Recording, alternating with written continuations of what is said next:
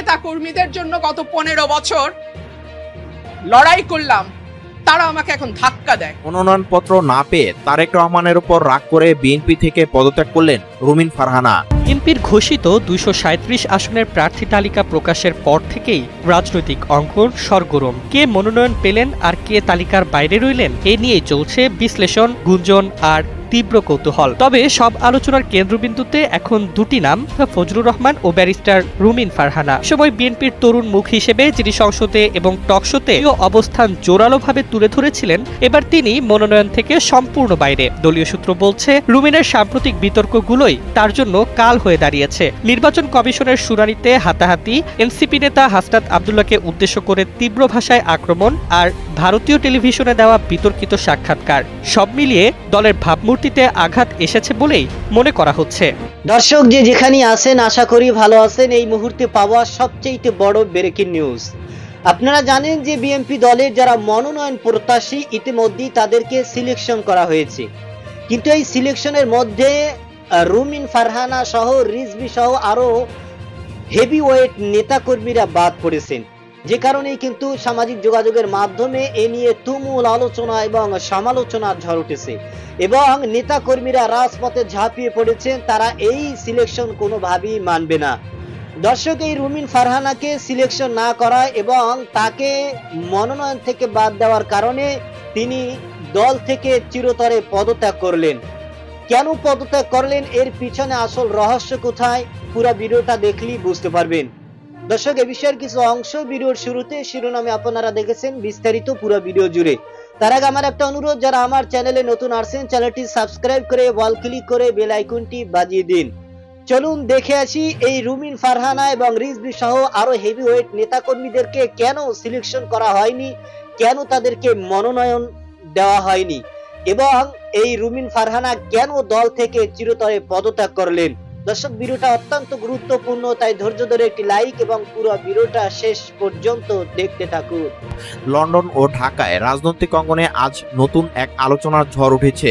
বিএনপির অন্যতম আলোচিত ও বাগ্মী নারী নেতা ব্যারিস্টার রুমিন ফারহানা হঠাৎ করে দলের সব পদ থেকে পদত্যাগ করেছেন বলে জানা গেছে। দলীয় সূত্র ও ঘনিষ্ঠ মহলের বরাতে জানা গেছে, তিনি মনোনয়ন না পাওয়ায় গভীর হতাশা ও ক্ষোভে এই সিদ্ধান্ত নিয়েছেন। যদিও বিএনপি আনুষ্ঠানিকভাবে এখনো কোনো বিবৃতি দেয়নি, তবুও সামাজিক যোগাযোগ মাধ্যমে তার পদত্যাগপত্রের একটি কপি ঘুরে বেড়াচ্ছে। রুমিন ফারহানা ছিলেন বিএনপির একজন দৃঢ় ও তরুণ মুখ, যিনি সংসদের সংরক্ষিত নারী আসনের এমপি হিসেবে নিজের বক্তব্য, যুক্তি ও পার্লামেন্টারি উপস্থিতির মাধ্যমে ব্যাপক আলোচিত হয়েছিলেন। তিনি ছিলেন দলীয় আইনি উইংয়ের একজন সক্রিয় সদস্য এবং বিএনপি চেয়ারপারসনের অন্যতম ঘনিষ্ঠ আইনজীবী হিসেবে পরিচিত। দলীয় সূত্রে জানা গেছে, আসন্ন জাতীয় সংসদ নির্বাচনে তিনি ঢাকা ও ব্রাহ্মণবাড়িয়া এই দুটি আসন থেকে মনোনয়ন চেয়েছিলেন, কিন্তু ঘোষণা করা বিএনপির প্রাথমিক প্রার্থী তালিকায় তার নাম না থাকায় বিষয়টি নিয়ে তিনি ক্ষোভ প্রকাশ করেন। এক ঘনিষ্ঠ সহকর্মীর নাম প্রকাশ না করার শর্তে জানান, রুমিন আপা এই সিদ্ধান্ত খুব আবেগপ্রবণ হয়ে নেননি, বরং কয়েকদিন ধরে তিনি বিষয়টি নিয়ে চিন্তাভাবনা করছিলেন। তিনি মনে করছেন দলের সিদ্ধান্ত প্রক্রিয়ায় তাকে যথেষ্ট মূল্যায়ন করা হয়নি। দলীয় মহলে আলোচনা চলছে এই সিদ্ধান্তের পেছনে আসলে কোনো রাজনৈতিক কৌশল আছে কিনা। অনেকে বলছেন এটি হয়তো দলের ভিতরে কোনো ভিন্নমত বা ক্ষমতার ভারসাম্যের ফল। বিএনপি অন্দরে দীর্ঘদিন ধরে তরুণ নেতৃত্ব ও সিনিয়র নেতাদের মধ্যে মতবিরোধের গুঞ্জন চলছে। রুমিন ফারহানার পদত্যাগ সেই অস্বস্তির প্রকাশ হিসেবেই দেখা হচ্ছে। অন্যদিকে লন্ডনে অবস্থানরত বিএনপির ভারপ্রাপ্ত চেয়ারম্যান তারেক রহমান এই ঘটনার পর দলের নেতাদের সঙ্গে একাধিকবার বৈঠক করেছেন বলে জানা গেছে।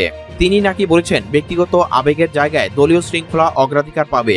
দলের একজন কেন্দ্রীয় নেতা নাম প্রকাশ না করে বলেন, রুমিন ফারহানা দলের সম্পদ, আমরা চাই তিনি আবার ফিরে আসুন। তবে বিএনপিতে সিদ্ধান্ত আসে আলোচনা ও পর্যালোচনার মধ্য দিয়ে, ব্যক্তিগত পছন্দ অপছন্দের ভিত্তিতে নয়। রুমিন ফারহানা তার পদত্যাগপত্রে লিখেছেন বলে জানা গেছে, দলের প্রতি আমার ভালোবাসা চিরদিনের, কিন্তু যেখানে মতামত প্রকাশের স্বাধীনতা নেই সেখানে নিজেকে আর মানিয়ে নিতে পারছি না। মনোনয়ন না পাওয়া আমার মূল কারণ নয়, আমি ক্লান্ত অন্যায়ের ব্যাখ্যা শুনতে শুনতে। রাজনৈতিক বিশ্লেষকরা বলছেন, এই পদত্যাগ শুধু ব্যক্তিগত ক্ষোভ নয়, এটি বিএনপির অভ্যন্তরীণ রাজনৈতিক চাপ, সিদ্ধান্ত গ্রহণ প্রক্রিয়া এবং নারী নেতৃত্বের স্থান সম্পর্কে নতুন প্রশ্ন তুলেছে। তবে এখনো পরিষ্কার নয় রুমিন ফারহানা ভবিষ্যতে নতুন কোনো রাজনৈতিক প্ল্যাটফর্মে যোগ দিবেন কিনা। ঘনিষ্ঠ সূত্রগুলো জানায়, তিনি আপাতত রাজনীতির বাইরে কিছু সময় কাটাতে চান এবং পেশাগতভাবে আইন চর্চায় ফিরে যেতে পারেন। তবে রাজনীতি থেকে পুরোপুরি সরে যাওয়ার কোনো ঘোষণা তিনি দেননি। বিএনপির কেন্দ্রীয় দপ্তর থেকে এখনো আনুষ্ঠানিক কোনো প্রতিক্রিয়া পাওয়া যায়নি। দলের মহাসচিব মির্জা ফখরুল ইসলাম আলমগীর বলেন, আমি এখনো কোনো পদত্যাগপত্র হাতে পাইনি। বিষয়টি নিয়ে মন্তব্য করার আগে দলের পক্ষ থেকে নিশ্চিত হতে হবে। রাজনৈতিক পর্যবেক্ষকদের মতে বিএনপির জন্য এটি এক ধরনের মনস্তাত্ত্বিক ধাক্কা। রুমিন ফারহানা ছিলেন দলের এমন একজন মুখ যিনি তরুণ প্রজন্মের কাছে বিএনপির ভাবমূর্তি নতুনভাবে তুলে ধরেছিলেন। তার প্রস্থান বিএনপির ভাবমূর্তিতে সাময়িক প্রভাব ফেলতে পারে। রাজনীতির মাঠে এখন প্রশ্ন একটাই, রুমিন ফারহানা কি সত্যি বিএনপি থেকে দূরে সরে গেলেন, নাকি এটি শুধু একটি কৌশলগত বিরতি? সময়ই বলবে তারেক রহমান ও বিএনপি নেতৃত্ব আবার তাকে ফিরে পাবে কিনা, নাকি বাংলাদেশের রাজনীতিতে এক নতুন অধ্যায় শুরু হতে যাচ্ছে একজন তরুণ ও তুখোর আইনজীবীর পদত্যাগের মধ্য দিয়ে। সব জল্পনার অবসান হলো। বিএনপি চেয়ারপারসন খালেদা জিয়া নির্বাচন করছেন। তিনি ফেনী 1, বগুড়া 7 ও দিনাজপুর 3 আসনে প্রার্থী হবেন। দলের ভারপ্রাপ্ত চেয়ারম্যান তারেক রহমানও বগুড়া 6 আসন থেকে নির্বাচন করবেন। ত্রয়োদশ জাতীয় সংসদ নির্বাচনের জন্য সোমবার বিএনপি 237 আসনে মনোনীত প্রার্থীর নাম ঘোষণা করেছে। তাতে দলের 2 শীর্ষ নেতা নির্বাচন করা এবং তাদের নির্বাচনী আসনগুলো নিশ্চিত করা হয়। এছাড়া দলের মহাসচিব মির্জা ফখরুল ইসলাম আলমগীর ঠাকুরগাঁও 1 আসনে নির্বাচন করবেন। তারেক রহমান বগুড়া 6 আসন থেকে নির্বাচন করবেন। অনেক আগে থেকেই এমন আলোচনা আছে। তবে অসুস্থতার কারণে এবার খালেদা জিয়া নির্বাচনে প্রার্থী হওয়া নিয়ে নেতাকর্মীদের মধ্যে সংশয় ছিল। আবার তার নিজেরও নির্বাচন করার ব্যাপারে খুব একটা আগ্রহ ছিল না। দলীয় সূত্র বলছে, নির্বাচন ঘিরে নানামুখী শঙ্কা, বিশেষ করে 5 আগস্টের ছাত্র জনতার অভ্যুত্থানের পর পরিবর্তিত রাজনৈতিক পরিস্থিতিতে খালেদা জিয়াকে নির্বাচনে নেতৃত্ব দিতে রাজি করানো হয়। শেষ পর্যন্ত তার প্রার্থী হওয়ার ঘোষণায় নেতাকর্মীরা আনন্দিত। বিএনপি নীতি নির্ধারণী পর্যায়ে নেতারা মনে করছেন, নানা কারণে আসন্ন নির্বাচন বিএনপির জন্য খুব স্বস্তিদায়ক নাও হতে পারে। খালেদা জিয়াকে নির্বাচন করতে রাজি করানোর মধ্য দিয়ে সার্বিকভাবে নির্বাচনের গুরুত্বটা আরও বৃদ্ধি পাবে। পাশাপাশি নির্বাচন নিয়ে নতুন কোনো জটিলতার উদ্ভব হলে সেটা মোকাবেলায় তার ভোটে অংশগ্রহণ পরিস্থিতির উপর একটি প্রভাব ফেলবে।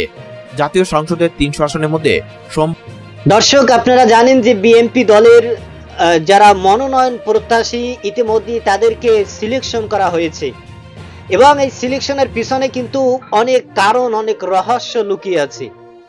কারণ যাদেরকে নিয়ে দলের মধ্যে নানা দ্বিধাদ্বন্দ্ব এবং নানা সমস্যা আমরা দেখেছি, তাদেরকেও কিন্তু মনোনয়ন তালিকায় আনা হয়েছে। কিন্তু যারা দলের জন্য দীর্ঘ 15 বছর 16 বছর পর্যন্ত যুদ্ধ করেছেন, লড়াই করেছেন, সংগ্রাম করেছেন, দলের জন্য যারা হুমকির মুখে পড়েছেন, তাদের অনেককেই কিন্তু মনোনয়ন তালিকায় তাদেরকে বাদ দেওয়া হয়েছে। এ নিয়ে কিন্তু তার সমস্ত নেতাকর্মীরা রাজপথে ঝাঁপিয়ে পড়েছেন এবং তারা এই মনোনয়ন সিলেকশন কোনোভাবেই মানতে রাজি নয়।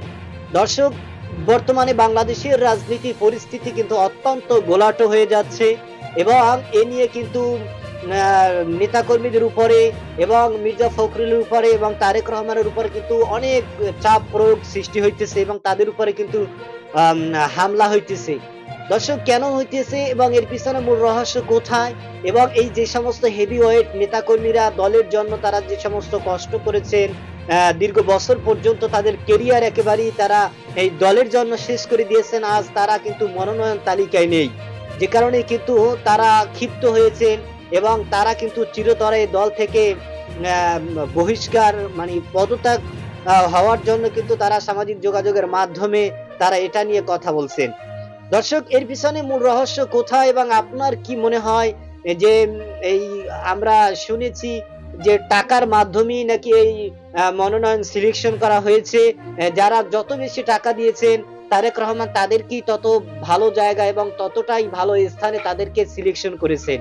দর্শক, এই বিষয়ে আপনার কি মতামত, যে এর পিছনে আসলে মূল রহস্য কোথায়, সেটা আপনার যদি জানা থাকে অবশ্যই আমাদের কমেন্ট সেকশনে জানাবেন। আজ এ পর্যন্তই। সুস্থ থাকবেন, ভালো থাকবেন। দেখা হবে আগামী কোনো ভিডিওতে, কথা হবে নতুন কোনো বিষয় নিয়ে। সে পর্যন্ত ভালো থাকবেন। খোদা হাফেজ।